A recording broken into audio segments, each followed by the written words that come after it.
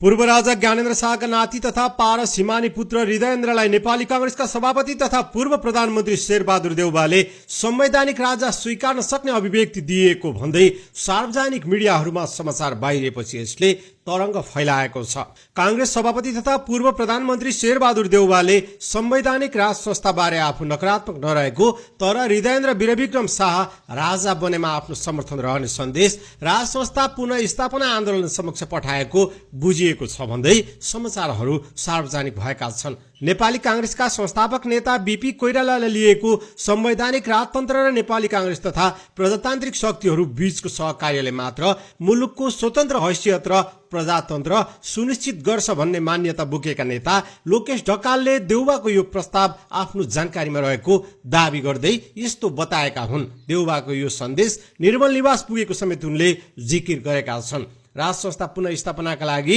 निर्णायक आन्दोलन जेठ 15बाट हुने घोषणासँगै नेपाली कांग्रेस र नेकपा एमाले बीच बढ्दो तिक्तता आन्दोलनको पक्षमा देशका 77 मध्ये झण्डै 70 जिल्लामा विभिन्न आकारमा देखिएका समर्थन र पूर्व राजा ज्ञानेन्द्र शाहको जनता समक्षका अपीलका बीच नेपाली कांग्रेसको नेतृत्वले राज संस्थाबारे आफ्नो धारणामा लचकता देखाउँदै जाँदा यस्तो समाचार बाहिरिएपछि यति बेला देशैभरि राज संस्थाबारे चर्को बहस र तरंग फैलिएको छ।